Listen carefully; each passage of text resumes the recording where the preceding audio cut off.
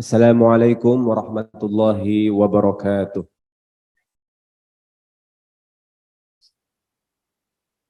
Innal hamdalillah nahmaduhu wa nasta'inuhu wa nastaghfiruh wa na'udzu billahi min shururi anfusina wa sayyiati a'malina man yahdihillahu fala mudilla lahu wa man yudlilhu fala hadiyalah.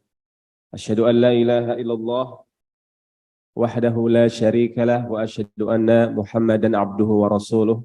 Allahumma salli wa sallim wa barik wa an'im ala nabiyyina Muhammadin wa ala alihi wa ashabihi wa ala sairi man ittaba'a hadiyahu wa manhajahu bi ihsanin ila yaumiddin. Subhanaka la ilma lana illa ma 'allamtana innaka antal alimul hakim. Rabbi shrah li sadri wa yassir li amri wahlul 'uqdatam min lisani yafqahu qawli. Allahumma faqihna fid din wa 'allimna ta'wil. Amma ba'd. Hadirin jamaah Masjid Darussalam wal hadirat yang dimuliakan Allah Subhanahu wa taala. Wabil khusus tentu seluruh DKM pengurus masjid dari Masjid Darussalam yang insyaallah dimuliakan Allah Subhanahu wa taala. Alhamdulillah di pagi hari ini kita dapat kembali hadir menghadiri kajian Ahad subuh kita, yang insya Allah di pagi hari ini saya akan membahas tentang tafsir dan tadabbur surat Al-Humazah. Surat Al-Humazah termasuk surat-surat pendek. Dan Al-Humazah ini merupakan surat Makkiyah. Insya Allah jamaah Masjid Darussalam sudah sangat hafal ini surat Al-Humazah. Namun apa makna dari Humazah? Humazah, Lumazah, Hutomah. Lafaz yang enggak asing buat kita. Namun mungkin maknanya kita lupa. Apa makna Humazah? Apa makna Lumazah? Kalau Al-Fatihah insyaallah kita ingat gitu. Al-Ikhlas insyaallah juga kita ingat. Namun bagaimana dengan surat-surat yang lain? Dari Al-Humazah ada lafaz Humazah, ada Lumazah. Insyaallah kita bahas secara perlahan di pagi hari ini. Al-Humazah merupakan surat Makkiyah nomor urut 104. Sebelum kita bahas, mari bersama-sama kita membaca surat Al-Humazah terlebih dahulu. Kita baca bersama-sama dari ta'awudz.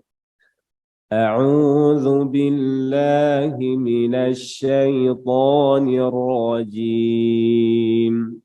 Bismillahirrahmanirrahim. Wailul likulli humazatil lumazah. الذي جمع مالا وعدده يحسب أن ماله أخلده كلا لينبذن في الحطمة وما أدراك ما الحطمة نار الله الموقدة التي تطلع على الأفئدة إنها عليهم مؤصدة في عمد ممددة. Ini surat sudah kita hafal sejak lama, namun terkadang maknanya perlu kita mendalami lagi dari makna surat Al-Humazah. Al-Humazah, surat ini bersifat umum. Kalau kita lihat dari asbabun nuzul, tidak ada secara khusus atau yang sahih tentang asbabun nuzul dari surat Al-Humazah ini.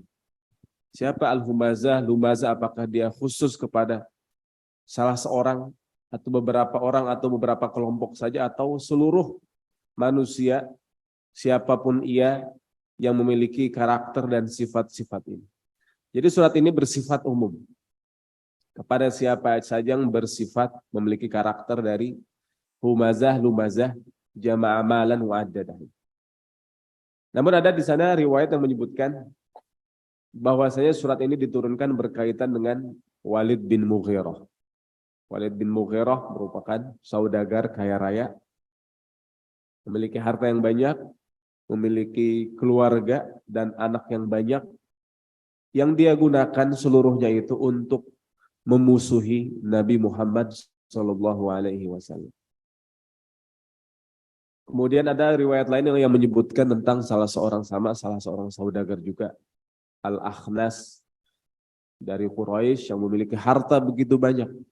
Sebutkan sampai 10.000 dinar di saat itu, 10.000 dinar. Namun kembali lagi surat ini bersifat umum. Dan kaitan surat ini dengan surat sebelumnya, yaitu surat Al-Asr dan surat At-Takatsur. Jadi juga mengapa di pagi hari ini, di subuh hari ini saya membahas surat Al-Humazah, karena setiap malam Ahad kita ada kajian tafsir yang sudah kita mulai sebelumnya dari surat Ad-Duha. Ad-Duha, Al-Insyirah, At-Tin, seterusnya. Dan bertepatan semalam itu masuk surat Al-Humazah. Tapi saya ingin membahas surat ini di subuh kali ini. Agar seluruh jamaah bisa menyimak, bisa mendapatkan wawasan dari tadabbur dan tafsir ayat Al-Quran insyaallah. Di surat At-Takatsur menjelaskan bagaimana manusia dipalingkan oleh hal yang tidak seharusnya dilakukan. Alhaakumut takatsur.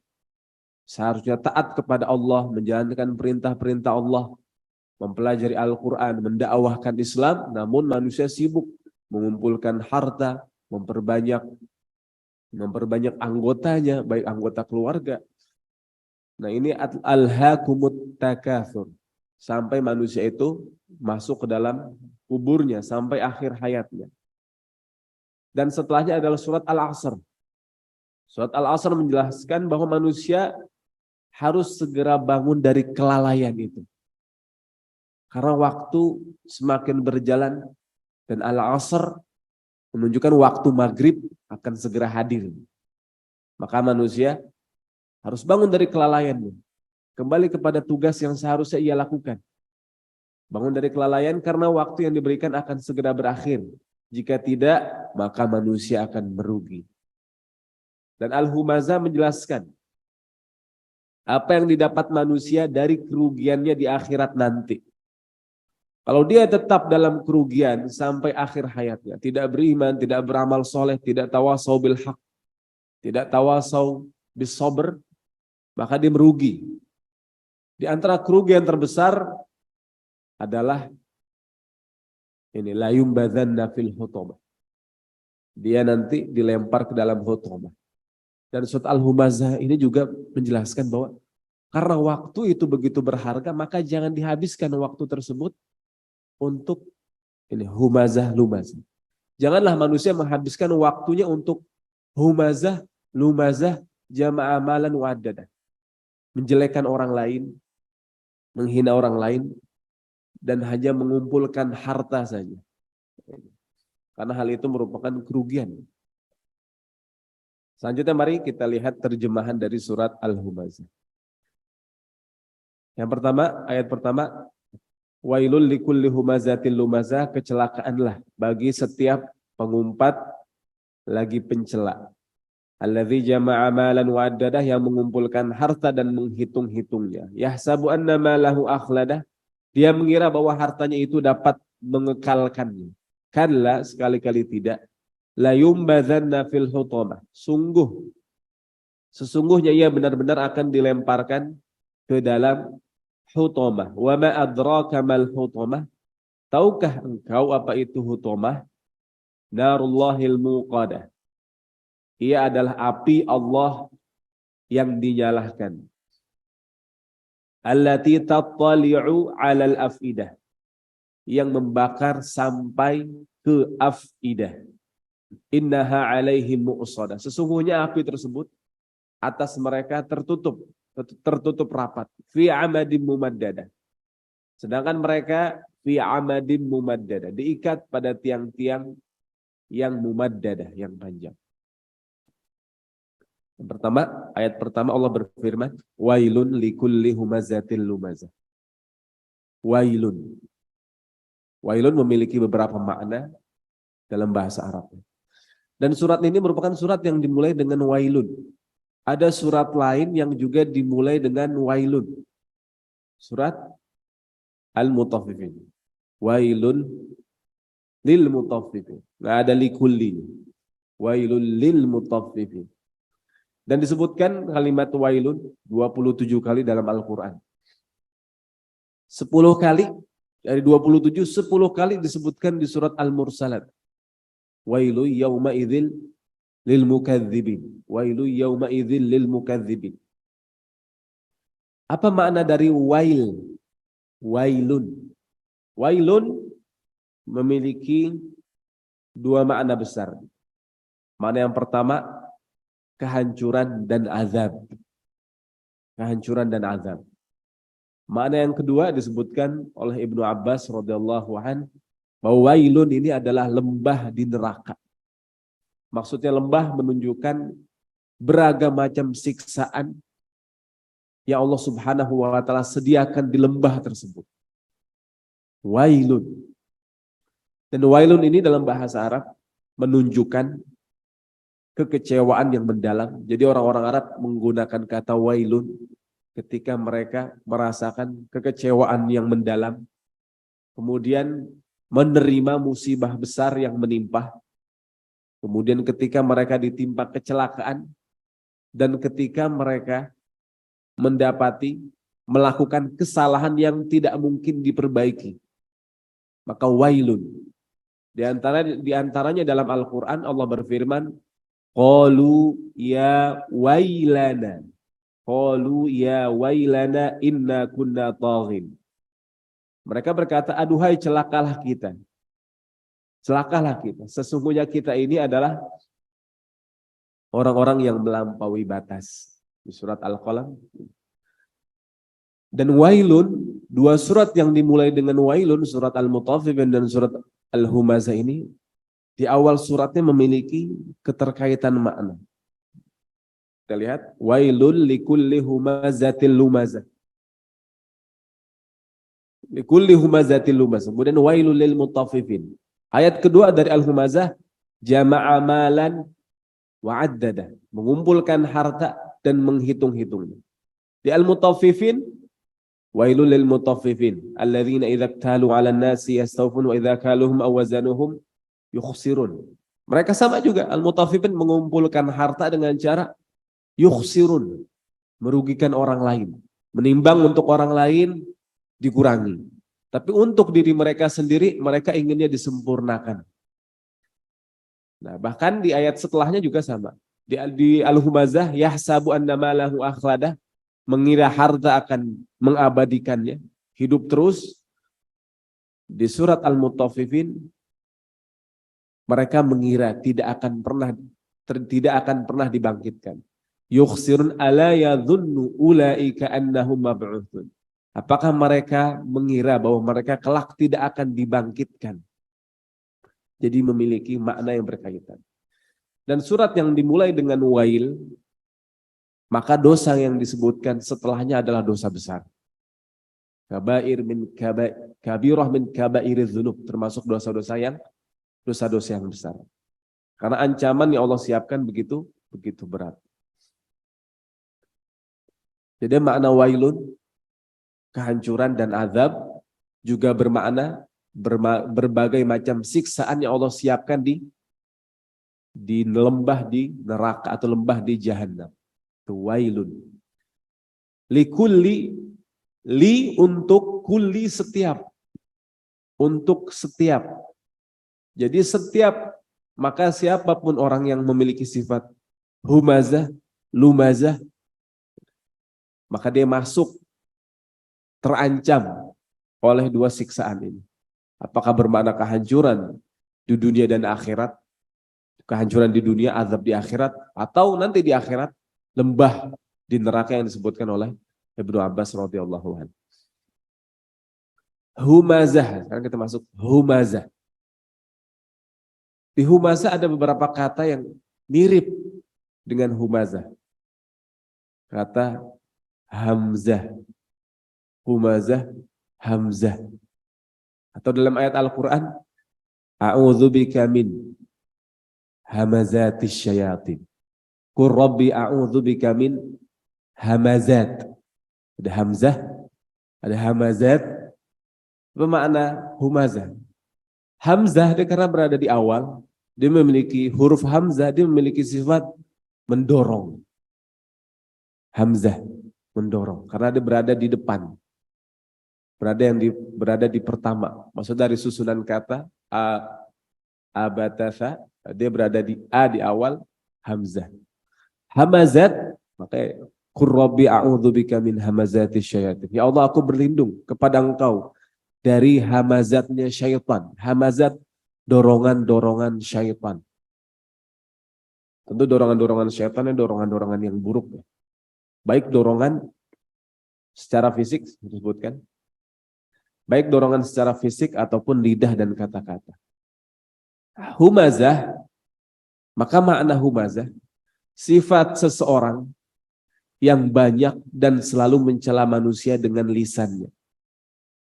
Jadi dia terdorong untuk terus dan banyak mencela manusia dengan humazah, dengan lidahnya. Dan makna lain di hadapan orang tersebut, humazah.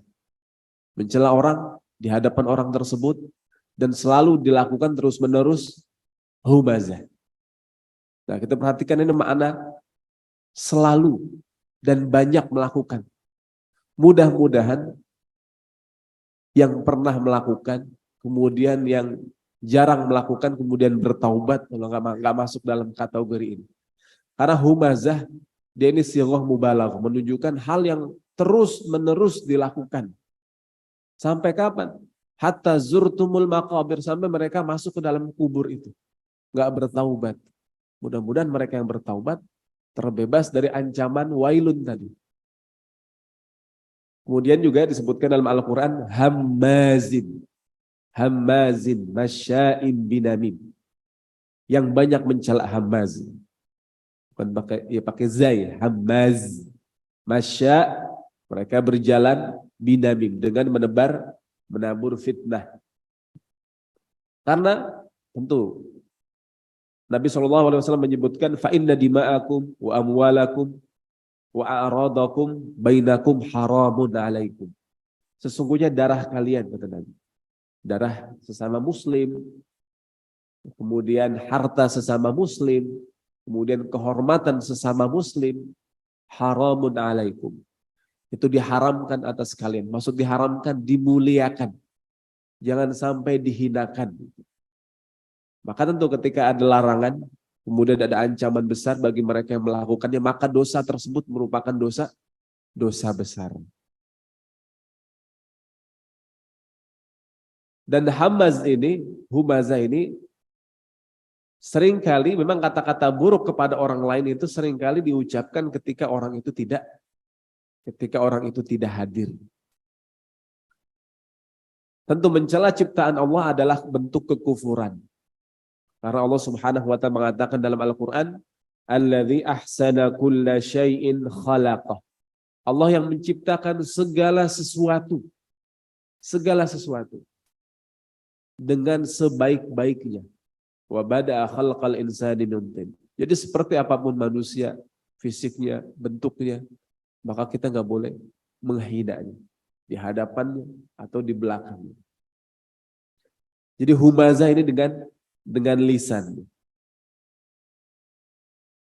Kemudian lumazah. Lumazah, ada yang mengatakan makna humazah dan lumazah sama-sama mencela dengan lidah. Kalau maknanya sama, mengapa diulang? Wailul likulli humazah. Kemudian ada kata lumazah. Namun kata lumazah juga disebutkan dalam Al-Quran. Di surat At-Taubah ayat 58 Allah menggunakan lafaz lumaz. Wa minhum man yalmizuka fis shadaqat. Fa in utu minha radu wa illam yu'tau minha idahum yaskhatun. Di antara mereka ada orang-orang yang mencelamu wahai Muhammad tentang distribusi zakat. Jika mereka diberikan sebagian darinya, mereka senang hati. Namun jika mereka tidak diberi sebagian dari mereka ketika tidak diberi, dengan semerta-merta mereka marah. Dan lumazah ini banyak mufassir mengatakan mereka yang mencela dengan perbuatannya. Jadi ada beberapa pendapat tentang lumazah. Ada yang membedakan, ada yang menyamakan maknanya. Yang membedakan, ada yang mengatakan humazah mencela dengan lisan, lumazah mencela dengan perbuatan. Ada yang mengatakan humazah mencela di hadapan orang tersebut, lumazah mencela di belakang orang tersebut, dan juga ada yang dibalik. Humazah di belakangnya, lumazah mencela di hadapan. Jadi ini makna dari humazah dan lumazah. Banyak mencela orang di hadapannya atau di belakang. Di hadapan orang tersebut atau di belakang orang tersebut. Dengan lisannya atau dengan perbuatannya. Ditiruin gerakan orang dengan mencela orang lain dengan perbuatannya. Dengan gerlingan mata, bisa dengan gerlingan mata dia. Isyarat-isyarat mata. Atau gerak-gerik mencontohkan orang lain yang punya gerakan atau ucapan tujuannya untuk mengundang tawa dan ejekan. Baik yang diejek itu ada di depannya atau tidak. Maka kepada orang-orang seperti ini Allah Subhanahu wa taala mengancam mereka. Wailun likulli humazatil lumazah. Jadi sebelum orang tersebut, tentu ketika orang dihina, dicaci, mereka ingin mengadukan hal tersebut. Mereka ingin mengadukan, mendapatkan perlindungan, mendapatkan pembelaan dari orang lain.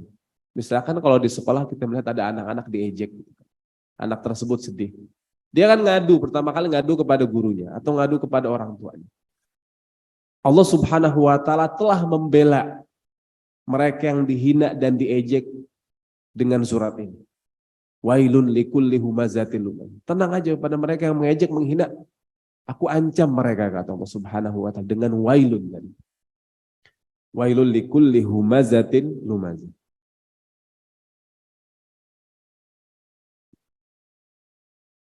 Nah itu, dalam menjelekkan orang lain Allah Subhanahu wa taala juga sebutkan di surat Al-Hujurat ayat 11, ya ayyuhalladzina amanu la yaskhar qaumun min qaumin asa ayyakunu khairan minhum. Perorangan Allah larang. Begitu juga satu kelompok menghina kelompok lain agar menjadi lebih baik dari kelompok lain tersebut, Allah melarang hal tersebut. Kemudian Allah khususkan perempuan penyebutannya dalam ayat ini. Wala nisa'un min nisa'in. Dan tidaklah sekumpulan perempuan menghina, menjelekkan sekelompok perempuan yang lain asa ayyakunna khairam minhun. Agar mereka menjadi lebih baik dari kelompok perempuan lain tersebut. Wala talmizu. Bahasa lumazah. Wala talmizu anfusakum. Janganlah suka mencela dirimu sendiri. Ketika kita mencela orang lain, berarti saat itu pula Allah mencela kita dengan surat Al-Humazah ini. Wala talmizu anfusakum. Jangan kalian mencela diri kalian sendiri. Otomatis ketika kita mencela orang, maka yang ada di surat Al-Humazah itu berfungsi atas diri kita. Kecuali bertaubat kepada Allah Subhanahu wa taala. Wala talmizu anfusakum. Jangan kalian mencela diri kalian sendiri. Wala tanabazu bil alqab.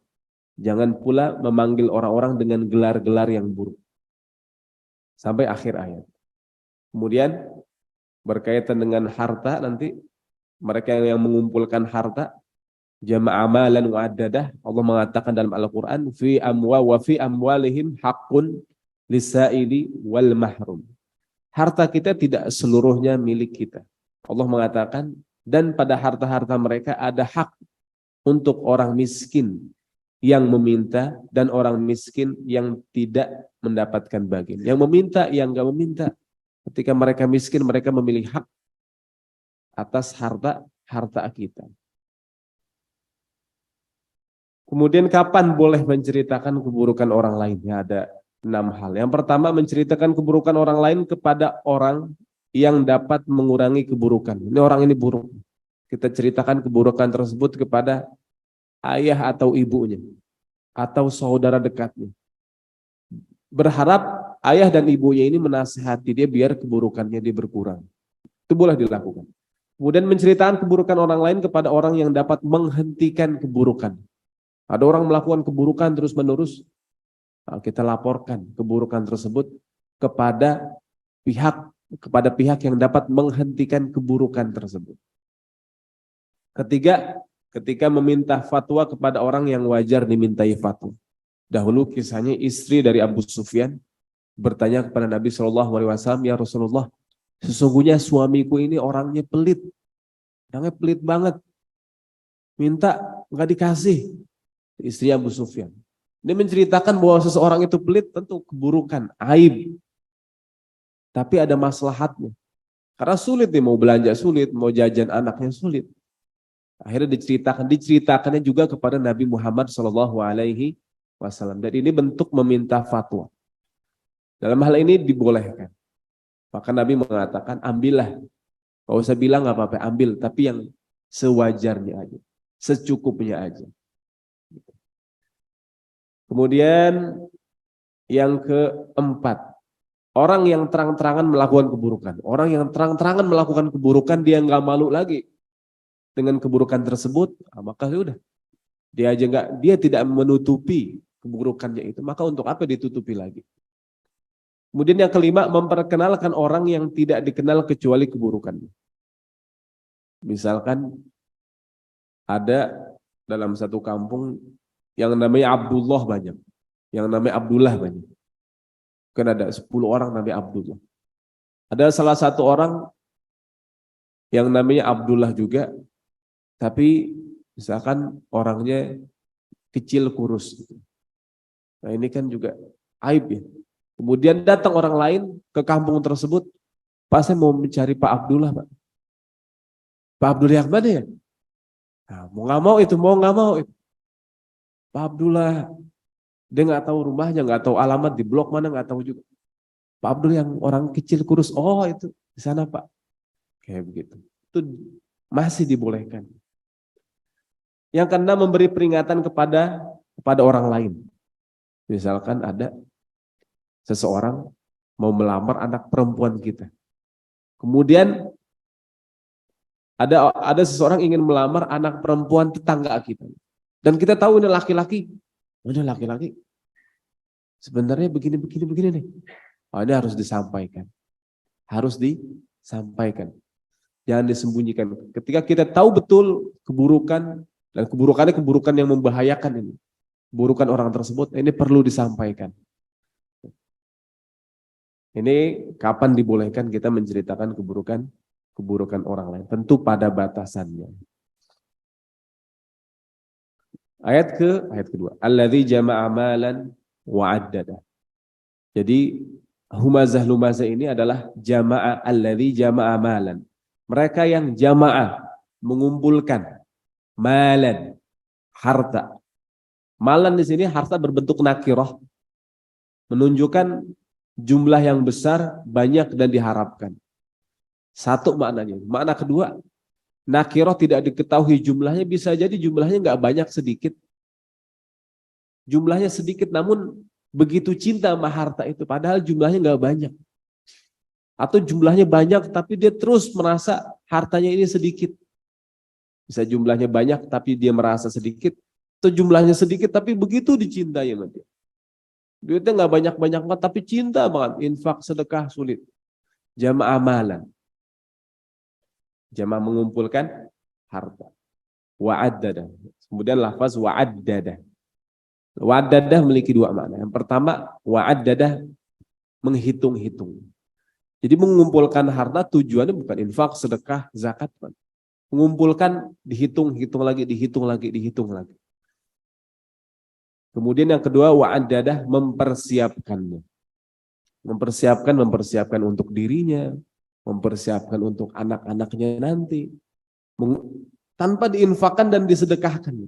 Mempersiapkan buat anak-anak kita silakan, namun kalau nggak ada infak, sedekah, zakatnya, masuk jamaah amalan wa'addada. Juga masuk kategori ketika mengumpulkan harta dalam rangka memperbanyak pendukung dia dalam berbuat buruk tadi kan, humazah, lumazah, mencela orang, menjelekkan orang, biar banyak orang-orang yang bantu dia dalam kegiatan humazah, lumazah, dia kumpulkan harta wa'addada, dipersiapkan. Biar semakin banyak pendukung dia dalam melakukan keburukan. Jama'a amalan wa'addada. Penyebab munculnya perbuatan humazah dan lumazah. Agar semakin terbuka jalan baginya untuk mengumpulkan harta, maka ia memerangi setiap manusia yang bekerja dengannya. Yaitu dengan celaan-celaan mematikan. Setiap kali ada kesempatan dicela orang tersebut, dijelekan orang tersebut, biar orang tersebut jatuh gitu. Dengan lidahnya dan terkadang dengan perbuatan. Bisa dilihat di sini, wa'addadah bermakna menghitung-hitung. Allah berfirman, wa in ta'uddu ni'matallahi la tuhsuha. Jika kalian ta'uddu, menghitung-hitung nikmat Allah, tidak akan sanggup kalian menghitung-hitungnya. Jadi makna ada bisa menghitung atau mempersiapkan. Mempersiapkan di surat At-Taubah ayat 46. Walau aradul khuruja la'addu lahu uddah. Yang berarti ini tentang jihad fisabilillah. Jika mereka mau berangkat berjihad, jika mereka benar ingin berangkat berjihad, la'addu lahu uddah. Tentulah mereka menyiapkan persiapan untuk keberangkatan itu. Kalau emang mau benar berangkat berjihad, tentu dipersiapkan, dilatih fisiknya, dipersiapkan apapun yang dibutuhkan. Kalau benar mau berangkat, mau ikut, sama kayak mau misalkan rihlah jalan-jalan. Kalau emang mau benar berangkat, mau ikut, benar-benar dipersiapkan seluruhnya. Mau jalan-jalan misalkan, mau umroh, sama dipersiapkan fisiknya, disiapkan ruhaniyahnya. Dipersiapkan hartanya juga. Biaya yang disiapkan semua. Kalau memang benar-benar ingin berangkat. Walau aradul khuruj la'adu lahu uddah. Jadi adada bermakna menghitung-hitung atau mempersiapkan. Tujuannya apa dia mengumpulkan harta dan menghitung-hitungnya? Sibuk membuka jalan harta. Humazah-lumazah. Bagaimana dengan humazah dan lumazah ini? Cara dia untuk mengumpulkan harta semakin mudah, semakin terbuka. Agar semakin terbuka jalan baginya untuk mengumpulkan harta. Yang tadi, memerangi setiap manusia yang bekerja dengan dia. Punya saingan, dia orang menyaingi dia, langsung melakukan humazah, lumazah. Kemudian sibuk melindungi harta.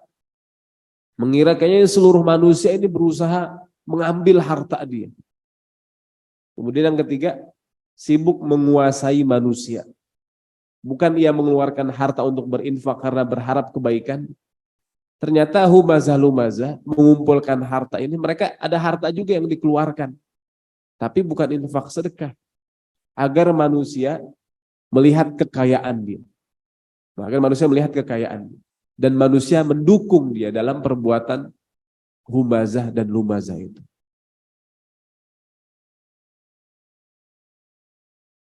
Yahsabu annama lahu akhlada. Yahsabu, dia mengira. Anna, sesungguhnya. Bahwasanya sesungguhnya. Malahu, harta dia itu. Akhlada. Akan mengabadikan dia. Kita lihat makna di sini. Harta, jadi dia memiliki pemikiran harta berkuasa atas segala sesuatu. Harta ini bagi mereka ala kulli syai'in qadir. Berkehendak atas segala sesuatu. Jadi bukan Allah lagi, bagi mereka ini harta yang berkehendak atas segala sesuatu. Mengira bahwa harta dapat berbuat segala sesuatu. Bahkan melindungi dari hal yang paling ditakuti di dunia. yaitu kematian. Bahkan mengira bahwa mereka udah membunuh kematian itu. Mereka bisa membunuh kematian itu dengan harta. Dan yang paling diinginkan para pecinta dunia adalah hidup abadi gitu. Abadi untuk terus menikmati kenikmatan dunia ini. Kemudian lafaz akhladah dari al-khuld, kekal abadi. Buah khuldi, khuld itu kekal abadi. Khalidina fiha, mereka kekal abadi di dalam surga. Harta tidak akan dapat mengekalkan manusia di dunia. Justru kalau nggak diinfakkan, disedekahkan, harta itu menjadi penyebab dia nanti kekal di neraka nanti. Semakin banyak hartanya, semakin dikekalkan dia di neraka. Tapi kalau diinfakkan, disedekahkan, harta itu dapat mengekalkan manusia. Di mana? Nah, di surga nanti. Kekal di surga disebabkan hartanya. Banyak sahabat-sahabat Nabi. Utsman bin Affan, Abdurrahman bin Auf. Mereka masuk surga tidak hanya dengan amal ibadahnya saja, namun juga dengan hartanya. Mereka kekal abadi di dalam surga. Harta yang digunakan untuk beramal soleh, itulah harta yang akan mengekalkan manusia di surga Allah Subhanahu wa ta'ala. Kalla, jadi al-humazah dan lumazah ini, kemudian mereka mengumpulkan harta, dihitung-hitung, dipersiapkan. Kemudian mereka mengira bahwa harta ini akan mengekalkan, mengabadikan mereka di dunia. Allah menjawab, kalla, sekali-kali tidak. Itu enggak akan terjadi, kata Allah Subhanahu wa ta'ala. Enggak akan pernah terjadi. Justru la yumbadzanna fil hutamah. Justru mereka akan binasa di dunia dan kekal abadi mereka adalah di neraka. Allah menggunakan lafaz hutamah. Hutamah. Hutamah dia memiliki bentuk kata yang sama dengan humazah, lumazah, hutamah. Humazah, lumazah, hutamah. Apa hutamah ini? Allah bertanya kepada kita, wa ma adraka mal hutamah. Tahu Pak hutamah, Pak? Tahu. Apa itu hutamah? Sejauh mana kita tahu tentang hutamah itu? Keluarin semua informasi tentang hutamah, jelaskan hutamah ini. Wa ma adraka mal hutamah. Kita bahas la yumbadzan. La yumbadzanna. La yumbad, dia asal katanya dari nabadha. Nabadha. Nabadha ini mengambil kemudian melempar karena benci hal tersebut. Mengambil kemudian dilempar karena membenci hal tersebut. Nggak suka. La yumbad, maka menggunakan lafaz, bisa menggunakan lafaz ar-ramyu, melempar juga artinya. Wa ma ramaita idh ramaita walakinallaha rama. Tidaklah kalian melempar ketika kalian melempar, kecuali Allah yang melempar. Tentang orang-orang yang berjihad di perang Badar. Tidaklah kalian melempar panah ketika kalian melempar panah, kecuali Allah lah yang melempar panah tersebut. Tapi nabadha ini beda dengan ramyu. Nabadha mengambil kemudian melempar karena benci hal tersebut, nggak suka, dan dilemparnya dengan cara yang hina.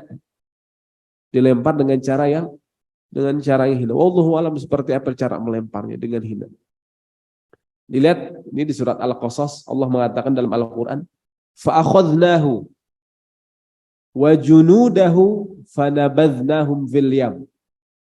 Fa akhadnahu, akhadha ya'khudhu, mengambil artinya.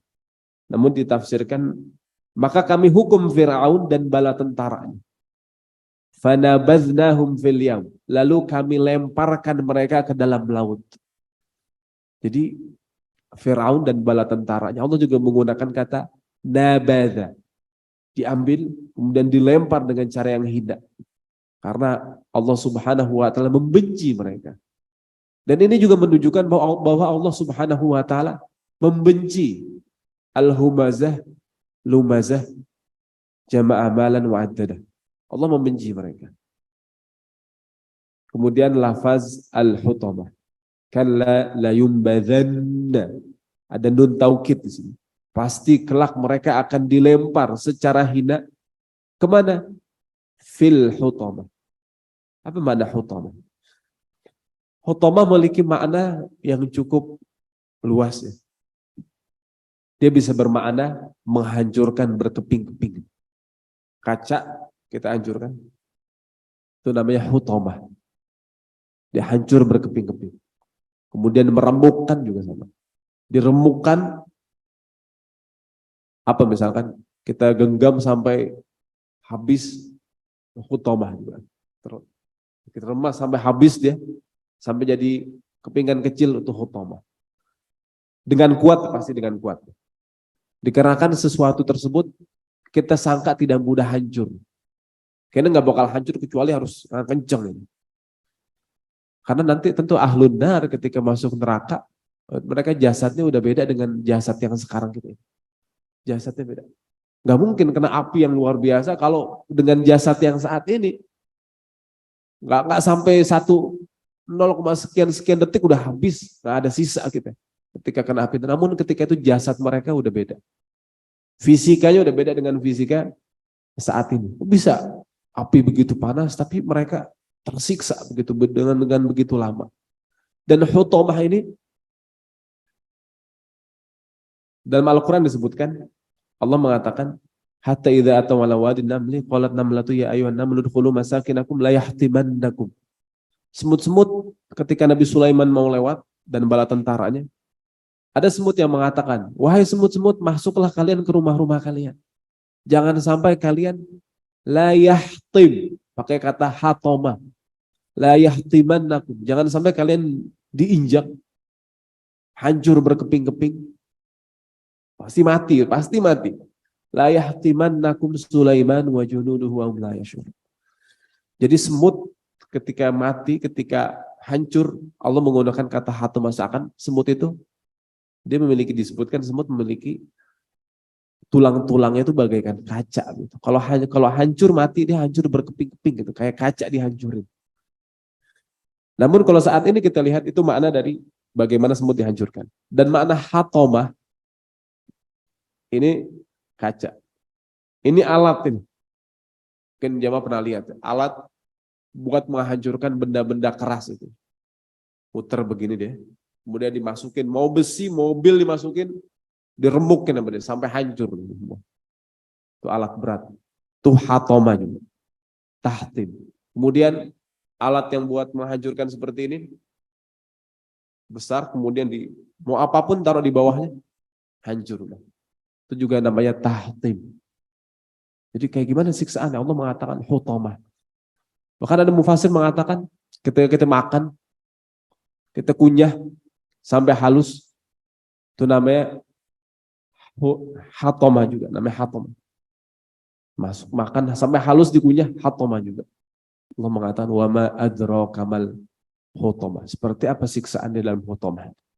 Na'udzubillah min dzalik.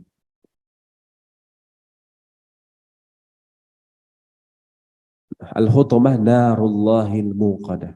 Adalah narullah, api Allah Subhanahu wa taala. Jadi al-hutamah ini bukan sembarang api. Ini api Allah Subhanahu wa taala. Kita juga bisa nyalain api. Terbakar jari kita. Berapa lama kita kuat? Masa paling 1 detik udah kerasa panas. 10 detik udah habis kulit kita. Harus operasi dulu untuk memperbaikinya. Allah mengatakan ini api yang menyalakan Allah Subhanahu wa taala. Narullah. Api Allah. Dan sesuatu ketika dinisbatkan kepada Allah Subhanahu wa taala maka dimuliakan dan diagungkan. Rasulullah, Nabiullah, Ahlullah, keluarga Allah. Para ahlul Quran mereka ahlullah. Baitullah, rumah Allah. Kitabullah. Sampai untanya Nabi Saleh, naqatullah. Naqatullah, unta Allah. Allah mengatakan di sini narullah. Ini api Allah Subhanahu wa taala. Al-Muqad. Tentu api Allah nggak bisa kita bayangkan seperti apa, panas luar biasa. Apakah sama dengan api kita di dunia? Tentu berbeda. Al-Muqadah yang dinyalakan. Ketika api baru dinyalakan dan mencapai puncak panas, Itu namanya muqadah. Tapi kalau dia udah menurun, itu udah bukan muqadah lagi.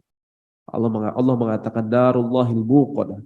Panasnya nggak akan berkurang sedetik pun, panas terus, mencapai puncak dari panasnya. Ya Allah mengatakan ya ayyuhalladzina amanu qu anfusakum wa ahlikum nara waqudu muqadah waquduhan nas wal hijar. Yang menyebabkan api tersebut nanti bisa makin panas, makin besar, makin berkobar adalah an-nas wal hijarah. Manusia dan batu-batu. Allah meminta kita semua untuk berlindung, menjaga diri kita, menjaga keluarga kita dari an-nar, dari api neraka ini. An-nas wal hijarah. Kemudian malaikat menyiksa manusia di dalam neraka. Tapi gimana malaikat tidak terbakar di neraka? Malaikat menyiksa manusia, tapi malaikat nggak terbakar, nggak kepanasan. Siapa yang kepanasan dan terbakar? Manusia itu. Alaiha malaikatun ghiladzun syidadun. Di dalam neraka ada malaikat ghilaz, mereka begitu kejam, syidad, begitu kasar. La ya'sunallah, mereka tidak akan bermaksiat kepada Allah. Maksudnya tidak bermaksiat, mereka tidak akan berhenti untuk menyiksa manusia. Wa yaf'aluna ma yu'marun. Kemudian ini yang dinyalakan. Allah yang menciptakan api tersebut yang dinyalakan, menjadi sifat dari api tersebut akan terus-menerus menyala dan tidak berkurang panas dan kobarannya. Siapa yang menyalakan api di sini? Api yang dinyalakan. Bukan lafaznya bukan Allah menyalakan api tersebut, tapi api Allah yang dinyalakan. Ini bentuk lafaz seperti ini tidak disebutkan secara langsung sebagai bentuk keagungan Allah Subhanahu wa taala. Allah nggak menyalahkan langsung api tersebut. Meskipun itu adalah api Allah Subhanahu wa taala. Nah, ini lafaz allati tattali'u 'alal afidah. Tattali' melihat dan mencapai sesuatu yang sangat sulit ditemukan disebabkan jauhnya, kecilnya atau terhalang oleh sesuatu yang lain. Ketika kita bisa mencapai hal tersebut karena dia jauh, sulit kelihatan atau kecil atau terhalang sesuatu tapi kita bisa melihatnya, namanya tattali', mencapai dia. Jadi api ini membakar pertama dari kulit manusia. Kulit dibakar semua. Ditahtim, dilumat, dihabiskan kulitnya. Kemudian masuk ke tubuhnya dia, anggota tubuh dia. Dia mengatakan dari tempat-tempat di mana manusia dahulu mengumpulkan harta. Tempat di mana kantong-kantong kita berada dibakar. Kemudian di perutnya, di punggungnya, sampai ke seluruh anggota tubuh dihabiskan. Yang terakhir afidah. Yang terakhir dibakar afidah. Ikhtilaf ulama sampai sekarang apa makna dari afidah? Paling nggak ada dua pendapat tentang afidah ini. Afidah jamak, bentuk singlenya fuad. Itu fuad, hati. Nah, kalau qalbun apa? Hati juga. Fuad, hati juga. Nah, kita lihat sini. Ada dua pendapat tentang fuad ini. Nanti mempengaruhi makna tattali'u 'alal afidah. Pendapat yang pertama mengatakan fuad adalah bukan hati, bukan jantung, karena jantung qalbun. Fuad inti dari jantung. Allah mengatakan wa asbaha fuadu ummi Musa farigha. Dan fuad dari ibunya Nabi Musa kosong. In kanat tatubdi bihi laula arbatna ala qalbiha litakuna minal mu'minin. Jadi fuad inti dari hati. Dia memiliki peran mengatur berbagai perasaan. Inti dari hati. Yang kedua mengatakan fuad adalah otak. Di dalam Al-Quran disebutkan Wallahu akhrajakum min butuni ummahatikum la ta'lamuna syai'an wa ja'ala lakumus sam'a wal absara wal af'idah. Qalilan. Karena yang mengatakan otak mengatakan bahwa karena tiga hal ini tempat manusia mendapatkan ilmu. Karena kita keluar dari perut ibu kita nggak tahu apa-apa. Allah jadikan pendengaran, penglihatan dan otak, kemudian dia belajar dengan itu semua. Dia mengatakan bahwa fuad adalah otak. Dan fuad adalah inti dari hati.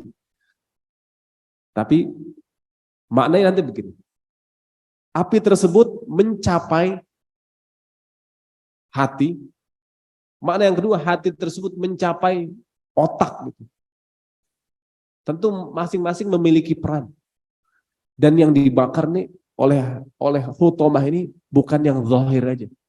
Dia juga membakar yang batin. Perasaan-perasaan, pemikiran-pemikiran dulu yang buruk. Pemikiran-pemikiran yang buruk, niat-niat yang buruk, kejahatan manusia. Emosi-emosi yang jahat itu. Lumazah, itu juga dibakar sama mereka.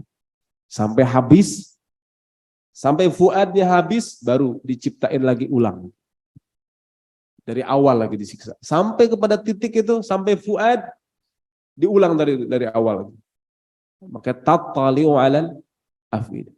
Jadi dia bisa mencapai hal-hal yang terkecil dari dosa-dosa manusia itu. Subhanallah. Dan sebanyak kekufuran yang dilakukan, sebanyak lumazah, maka semakin banyak itu pula panas dan siksaan yang dirasakan oleh mereka yang berada di dalam hutomah itu.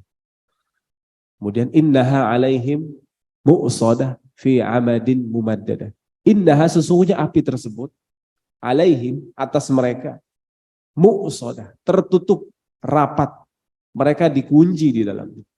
Para ahlul humazah dan lumazah dilemparkan ke dalam hutomah dan ditutup rapat-rapat. Kenapa ditutup rapat-rapat? Karena mereka dahulu punya harta, mereka tutup harta tersebut untuk infak, sedekah kepada fakir miskin dan anak yatim. Maka siksaan di akhirat Allah tutup neraka buat mereka. Balasan sesuai amal perbuatan. Fi amadin, mereka dibakar di tiang-tiang. Mereka diikat di tiang-tiang kemudian dipanaskan. Kalau mereka dibebaskan bergerak, mereka akan berlari. Mungkin ada sepersekian detik mereka nggak kepanasan. Karena mereka lari. Tapi mereka diikat fi amadin di tiang-tiang.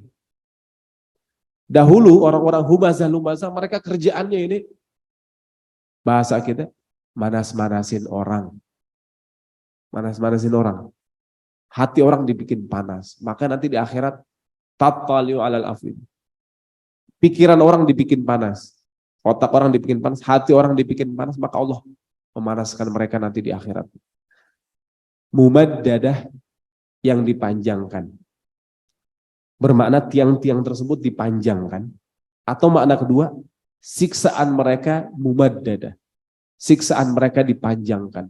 Allah mengatakan dalam Al-Quran, labithina fiha ahqaba. Labithin, mereka tinggal di dalamnya ahqaba. Ahqaba, waktu yang lama, nggak ditentukan sampai kapan. Namanya ahqaba. Sampai kapan? Wallahu a'lam. Nggak ditentukan sampai kapan. Kemudian, wallahu a'lam, ini ilustrasi. Tertutup, kemudian mereka berada di tiang-tiang yang panjang, diikat, kemudian dibakar. Habis dari kulit mereka, kemudian daging mereka, tulang belulang mereka, sampai ke afidah, diulang lagi dari awal. Ini merupakan makna dari surat Al-Humazah. Baik jemaah sekalian dimuliakan Allah Subhanahu wa taala, sebelum nanti ada sesi tanya jawab, kita baca sekali lagi surat Al-Humazah. Kita menghadirkan makna dari tiap lafaz dan tiap ayat yang ada di surat Al-Humazah. Kita baca bersama-sama. Bismillahirrahmanirrahim. Wailul likulli humazatil lumazah. Alladzi jama'a malan wa'addadah. Yahsabu anna malahu akhladah. Kalla la yumbadhanna fil hutamah. Wa ma adraka mal hutamah. Narullahil muqadah. Allati tattali'u 'alal afidah. innaha 'alaihim muqsadah fi 'amadim mumaddadah. Shadaqallahul azim. Bagi jemaah sekalian, mungkin ini yang dapat saya sampaikan di pagi hari ini. Mudah-mudahan bermanfaat.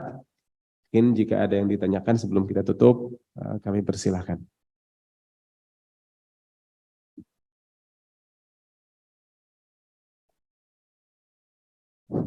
Baik, kepada Bapak Ibu, jika ada yang ingin bertanya, kami persilakan.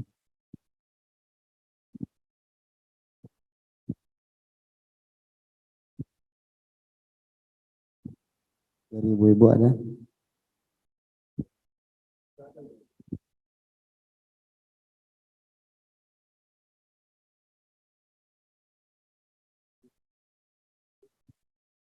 Bismillahirrahmanirrahim. Assalamualaikum warahmatullahi wabarakatuh. Waalaikumsalam warahmatullahi wabarakatuh. Pak Ustadz, tadi kami menyimak terkait dengan masalah harta. Harta itu apabila kita belanjakan atau kita sedekahkan di jalan Allah, itu yang akan membuat kekal di surga. Begitu juga sebaliknya, naudzubillah min dzalik, kita sibuk mempersiapkan untuk di dunia, tapi tidak mempersiapkan untuk di akhirat. Yang ingin kami tanyakan Pak Ustadz, yang menjadi kegalauan atau kekhawatiran ketika kita diamanai mungkin harta yang banyak, sedangkan kita hanya mengeluarkan mungkin berdasarkan persentase. Sampai pada akhirnya di penghujung umur kita meninggal dunia, kemudian antara yang kita belanjakan di akhirat dengan di dunia ini masih banyak di dunia. Mungkin kita wariskan ke anak cucu kita, dengan yang kita bawa ke akhirat itu tidak sebanding gitu, hanya persentasenya kecil. Mohon pencerahannya Pak Ustadz, terima kasih.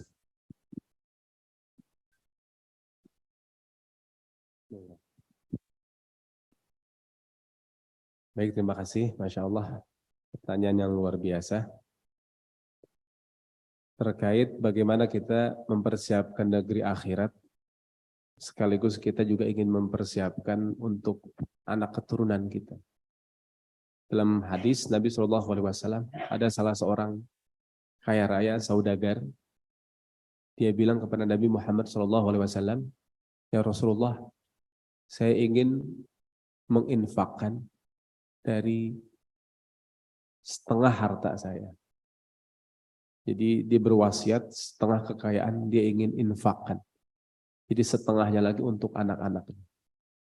Nabi SAW menyebutkan setengah itu kebanyakan.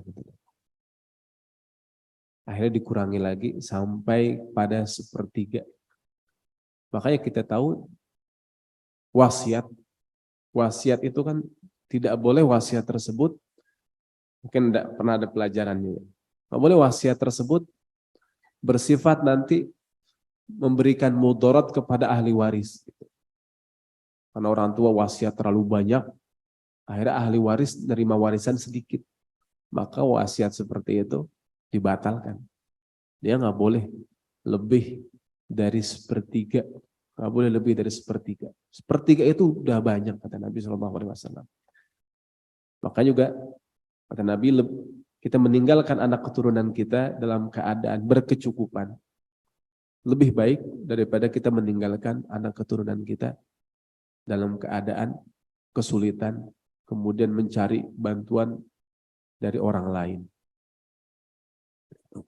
Namun tentu mempersiapkan di sini tidak hanya bersifat harta saja. Namun yang terpenting dari itu semua adalah mempersiapkan keimanan dan ketakwaan. Allah mengatakan dalam Al-Quran, وَلْيَخْشَ الَّذِينَ لَوْ تَرَكُوا مِنْ خَلْفِهِمْ ذُرِّيَّةً ضِعَافًا خَافُوا عَلَيْهِمْ. Maka hendaklah takut orang-orang yang meninggalkan anak keturunan mereka anak keturunan yang lemah. Di'afa, keturunan yang lemah. Khawatir kepada anak keturunan tersebut. Lemah dalam hartanya. Namun ternyata yang Allah Subhanahu wa taala sarankan setelah itu bukan maka kumpulkanlah harta yang banyak, bukan, tapi falyattaqullah waliyaqulu qawlan sadida. Maka bertakwalah kepada Allah. Wa tazawwadu fa inna khairaz zadid taqwa. Maka berbekallah, berbekal buat akhirat, berbekal untuk dunia, karena sebaik-baiknya bekal adalah takwaan. Itu ada kisah-kisah lain yang merujuk pada hal ini tentang khalifah yang mereka memiliki. Tentang khalifah Umar bin Abdul Aziz. Ketika Umar bin Abdul Aziz meninggal, anaknya, anak sultan, cuma ditinggalin harta, mungkin kalau dirupiahkan 700.000. Subhanallah. Padahal khalifah sebelumnya itu dibilang sampai hampir 40 triliun. Khalifah sebelumnya meninggalkan warisan buat anaknya 40 triliun. Kemudian kekhilafan pindah ke Umar bin Abdul Aziz. Umar bin Abdul Aziz ketika meninggal, ninggalin harta buat anaknya 700.000. Jomplang banget. Tapi ternyata khalifah yang meninggalkan harta yang banyak tidak mempersiapkan ketakwaan. Akhirnya dengan harta yang banyak itu foya-foya, kemudian akhirnya banyak melakukan tipu daya sana sini, ujung-ujungnya di penjara. Hartanya diambil, di penjara. Ini Khalifah Umar bin Abdul Aziz, meskipun meninggalkan warisan sedikit, namun ketakwaan, keimanan, ilmu, bagaimana mendapatkan harta yang baik, bagaimana berdagang yang baik, itu kan ilmu. Itu justru yang penting. Harta banyak, cuman nggak tahu cara mengelolanya, mendapatkannya dengan yang halal, akhirnya habis juga. Itu diantara dari sejarah. Jurasribu ternyata anak-anak dari Khalifah Umar bin Abdul Aziz, mereka menjadi orang-orang yang dimuliakan. Bahkan mereka mudah sekali mendapatkan harta setelahnya itu. Tidak hanya harta mereka dapatkan, juga kemuliaan, ilmu. Mereka menjadi ulama, mereka menjadi para saudagar yang kaya raya juga di kehidupan mereka setelah itu. Jadi itu wallahu a'lam. Terima kasih. Baik, jika masih ada yang ingin bertanya, kami persilakan.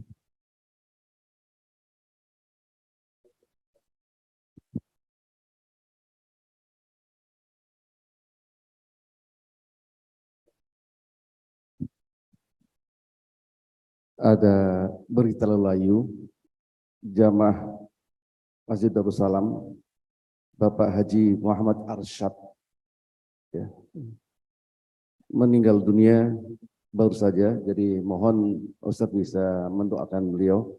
Ini Haji Muhammad Arsyad ini jamaah kita aktif dulu dan juga agak lama menderita sakit.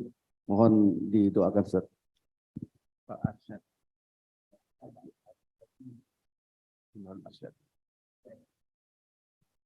Baik Bapak-bapak sekalian, ibu-ibu semua yang dimuliakan Allah Subhanahu wa taala, mari kita mendoakan Bapak Muhammad Arsyad yang baru saja meninggal dunia, mendahului kita, dan kita juga kelak akan mendahului mungkin keluarga kita, teman-teman kita, saudara kita. Untuk itu kita mendoakan almarhum Bapak Muhammad Arsyad, semoga Allah Subhanahu wa taala menerima amal ibadahnya, meluaskan liang kuburnya, menjadikannya raudhah min riyadil jannah. Ala hadzin wa la kulli niyatin salihah. Al-Fatihah. A'udzu billahi minasy syaithanir rajim. Bismillahirrahmanirrahim. Alhamdulillahi rabbil alamin, arrahmanir rahim, maliki yaumiddin. Iyyaka na'budu wa iyyaka nasta'in. Ihdinas siratal mustaqim. صراط الذين أنعمت عليهم غير المغضوب عليهم ولا الضالين آمين. اللهم اغفر له وارحمه وعافه واعف عنه وأكرم نزله ووسع مدخله واغسله بالماء والثلج والبرد ونقه من الذنوب والخطايا كما ينقى الثوب الأبيض من الدنس.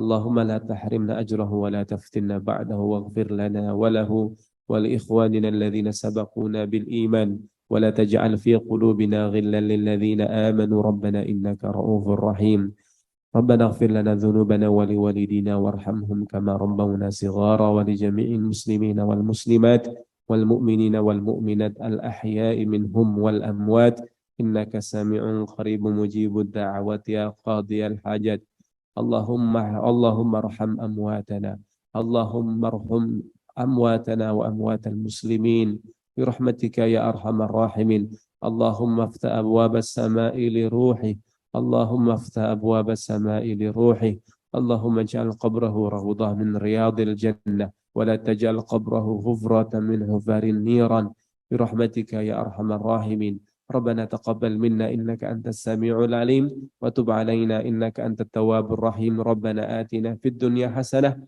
وفي الآخرة حسنة وقنا عذاب النار وصلى اللهم على سيدنا محمد وعلى آله وصحبه وسلم والحمد لله رب العالمين تقبل الله. Terima kasih jemaah sekalian. Mungkin ini yang dapat saya sampaikan. Wabillahi taufiq wal hidayah. Assalamualaikum warahmatullahi wabarakatuh.